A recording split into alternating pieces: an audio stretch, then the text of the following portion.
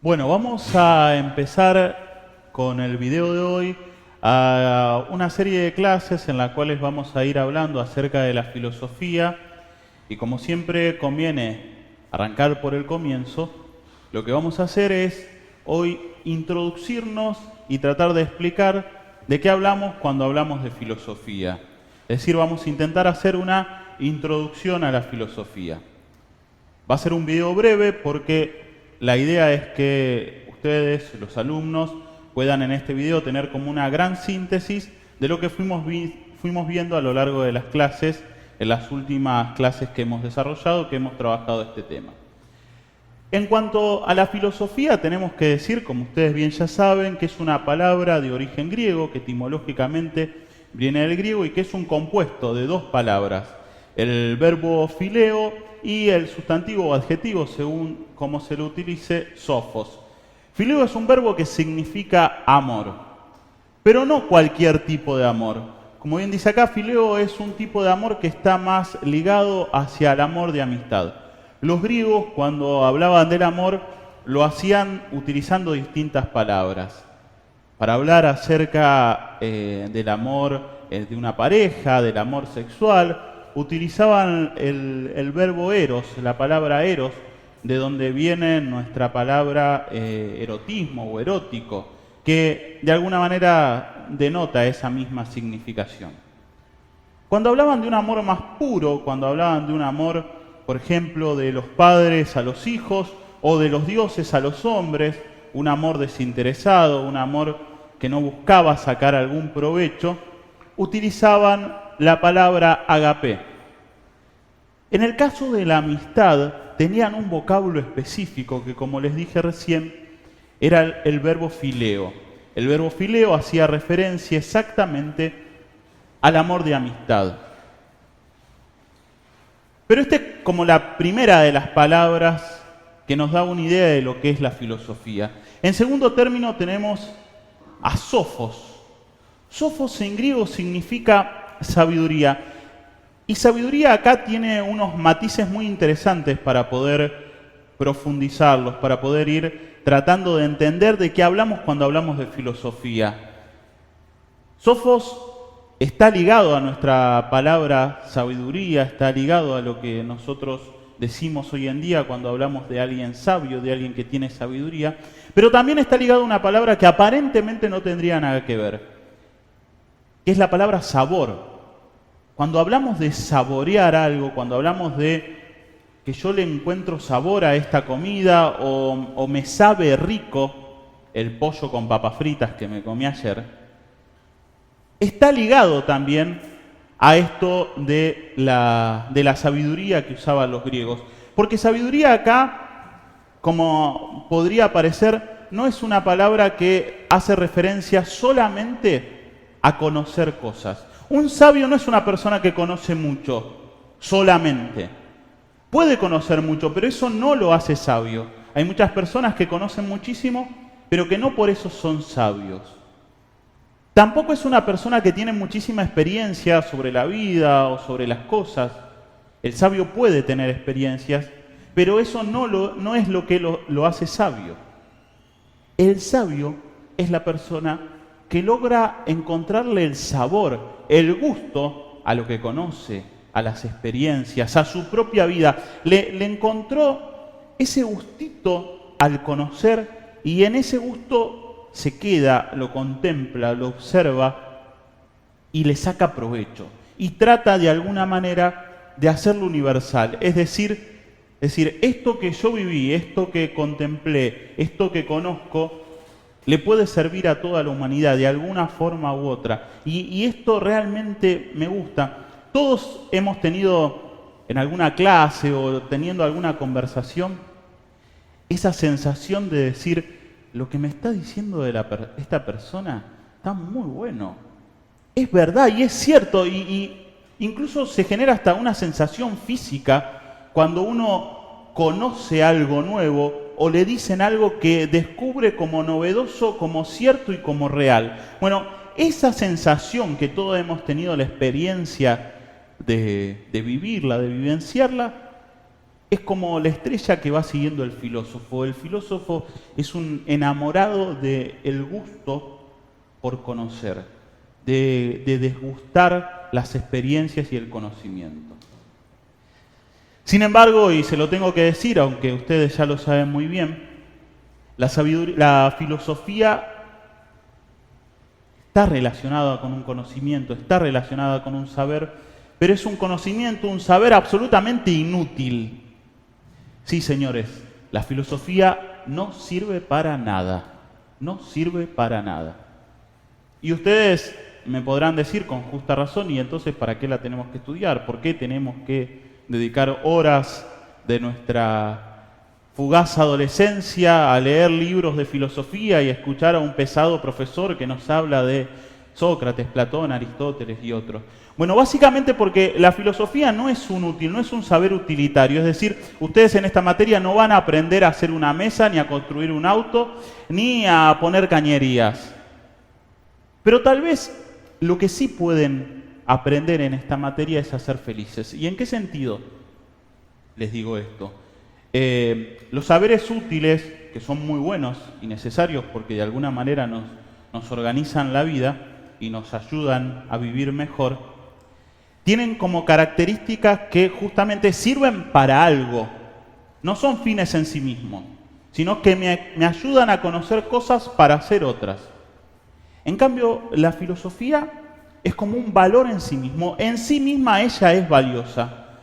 Porque la filosofía nos lleva a una actitud de vida que nos liga a un pararnos y contemplar. Uno puede vivir la vida tranquilamente y simplemente viviéndola, dejándose llevar por la cotidianeidad, por la corriente de la misma vida, de la sociedad, de la cultura, de mis amigos, de mi familia que viven como yo, y todos vamos juntos transitando un mismo camino. Y así se nos puede pasar la vida sin darnos cuenta y sin ponernos a pensar lo que la filosofía nos dice. La filosofía es como que de alguna manera nos para, nos mira a los ojos y nos dice: pará, la vida es esta vida, es la única que tenés y la tenés que de alguna manera dirigir vos, tenés que darte cuenta que estás viviendo. Seguramente ustedes tienen mascotas. Muchas de esas mascotas, por no decir todas, en realidad todas, no tienen conciencia de su propia existencia, es decir, no tienen la capacidad que tienen ustedes en este momento de decir: para, estoy viviendo, en este momento me doy cuenta de que estoy vivo. Sus mascotas lamentablemente no lo pueden hacer, ¿sí? Lo cual no les quita ni les suma nada, es su naturaleza, son así. Ustedes sí lo pueden hacer, ustedes pueden darse cuenta de que viven. La filosofía nos llama de alguna manera a eso, a parar y a contemplar, y a darnos cuenta de que podemos, de alguna manera, dirigir nuestra propia vida. Ahora bien, la filosofía también se la ha definido como un pensamiento segundo y tiene que ver con esto que estaba hablando recién. El pensamiento primero es el que todos tenemos la experiencia de hacer cotidianamente. Uno piensa, uno vive y va haciendo distintas cosas. Bueno, el filósofo tiene un pensamiento reflexivo, es decir, es aquella persona que, sin dejar de vivir, sino viviendo y pensando como lo hacemos todos, luego, una vez que ha vivido, se para y reflexiona sobre eso que ha vivido, sobre eso que ha pensado. Por eso el símbolo de la filosofía es el búho, el famoso búho de Minerva, de los cuales ya hablaban los griegos. Y es el búho porque el búho tiene la capacidad o la característica más bien, de ser un animal casi completamente nocturno. De noche, cuando todos duermen, el búho está despierto con sus grandes ojos observando en la oscuridad.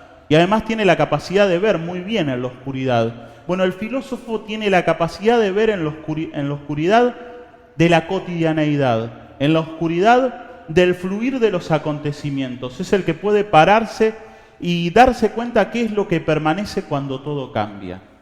De hecho, vamos a ver, cuando estudiemos más adelante algunos otros autores, que una de las grandes preguntas de la filosofía es justamente cuál es la relación entre la permanencia y el cambio. ¿Qué permanece cuando parece que todo está cambiando? Vamos a ver también, como en esta introducción, que la filosofía tiene como tres grandes características propias. Estas características yo las ligo a tres grandes autores, los tres primeros autores que vamos a ver. La primera, que la filosofía necesita de ustedes, necesita del que se dedica a ella, una actitud cuestionadora, ¿sí? La filosofía es un arte de la pregunta, es el no permitir dar nada por supuesto, sino el ir a cuestionar y a preguntar acerca de todo. De hecho, sabemos que siempre se ha ligado a la filosofía con la edad de los por qué, esa edad de los niños que va entre los 4 hasta los 8 años, ¿sí? Si ustedes tienen 17, 18 y siguen en esa edad, plantéense que tal vez tienen una vocación filosófica, lo cual puede ser muy interesante. Pero bueno, esa edad de los por qué tiene mucho que ver con el pensamiento filosófico. Básicamente porque el niño nada le es obvio, todo se lo cuestiona, todo lo pregunta, todo lo quiere saber y pregunta por qué de todo lo que le aparece delante de su vista.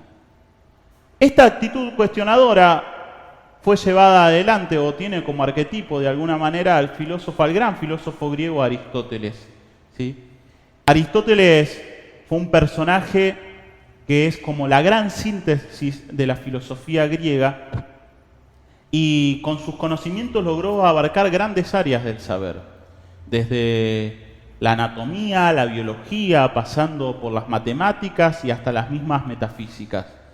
La pregunta por el porqué en Aristóteles, por el porqué de las cosas, era constante y los llevó a hechos muy llamativos. Aristóteles ya en su vejez llegó a tener hasta un zoológico en la casa para estudiar la conducta de los animales y cuando se moría abrirlos, disecarlos, estudiarlos y ver cómo funcionaban los órganos.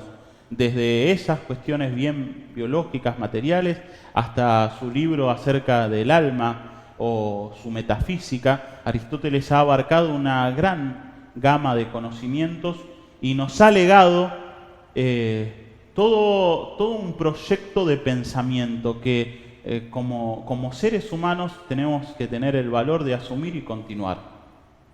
La segunda actitud de la filosofía es la valentía. Un filósofo o alguien que se quiere dedicar a estudiar filosofía tiene que ser valiente. ¿Por qué? Porque cuando uno se cuestiona acerca de las cosas, cuando uno se cuestiona acerca de lo obvio, tiene que estar preparado para las respuestas, ¿sí? Porque, como les decía hoy, uno puede dejarse vivir y dejarse guiar por su propia vida sin ponerse a pensar y a reflexionar. Y tal vez esa actitud es muy fácil, porque simplemente vivo, ¿sí? Vivo mi cotidianeidad, vivo mi día a día sin de alguna manera cuestionarme nada y puedo así vivir toda la vida. Pero la actitud filosófica nos presenta un cuestionamiento sobre todo y eso nos lleva realmente a que encontremos respuestas a veces muy difíciles. ¿Por qué? Porque cuando yo me cuestiono, por ejemplo, qué quiero hacer con mi vida, puedo darme cuenta de que yo quiero que mi vida vaya hacia allá. Pero veo también que mis amigos, la sociedad, la cultura en la que vivo va hacia el otro lado totalmente opuesto. Entonces eso me lleva a asumir toda una posición vital. Y la filosofía implica siempre una asunción, un asumir un pensamiento profundo y una actitud de vida. No existe en la filosofía la neutralidad. No puedo ser neutro cuando me pongo a hacer filosofía. Tengo que asumir una postura. Y a veces hace falta ser muy valiente para hacer eso. Si no, preguntémoselo a Sócrates, que es el ejemplo de valentía entre los filósofos. Sócrates, lo vamos a ver también más adelante, dio su vida por la verdad. La verdad que es como la estrella que guía a la filosofía, la estrella que guía a todo filósofo, fue para Sócrates el amor de su vida. Sócrates tuvo la posibilidad de que se le condenaran todos los delitos de los cuales se los acusaba injustamente con solo decir una mentira. Y sin embargo perseveró en ese amor a la verdad hasta dar su vida incluso por defender lo que él sabía que era verdadero. En tercer lugar, y es un tema que si bien ya hablamos, quiero hacer hincapié en el mismo, la filosofía nos lleva a no aceptar lo obvio, lo que parece que es así y no puede ser de otra manera, la filosofía nos lleva a cuestionarnos y a preguntarnos, ¿por qué esto tiene que ser así? ¿Por qué realmente las cosas son como me las presentan? La filosofía tiene una actitud cuestionadora que nos lleva a preguntarnos si la realidad es tal cual como se nos aparece frente a la vista. Y no hablo solo de la realidad material, sino de todas las realidades de nuestra vida, ¿sí? El ejemplo paradigmático de esto es Platón. Platón, y en su cuestionamiento sobre la realidad, llegó con acierto o no, eso lo vamos a ver más adelante, a ver cómo funcionaba el mundo. Él quería ver cómo era la realidad, cómo era el mundo. Y en su cuestionamiento llegó a plantear que el mundo había dos realidades y que lo visible, lo que cotidianamente veíamos, tocábamos, lo que normalmente llamábamos la realidad, en realidad, valga la redundancia, no era lo real. Que la realidad verdadera, lo que realmente valía, no estaba frente a nuestros ojos. No lo podíamos ver y tocar, ¿sí? A ese extremo lleva la pregunta de la filosofía, la pregunta que se hace el filósofo por el porqué de las cosas, y a no aceptar nada como obvio. Esto que acabamos de decir intenta resumir un poco algunos de los temas que hemos estado hablando en las últimas clases. Espero que les haya servido y nos encontraremos en la próxima aula.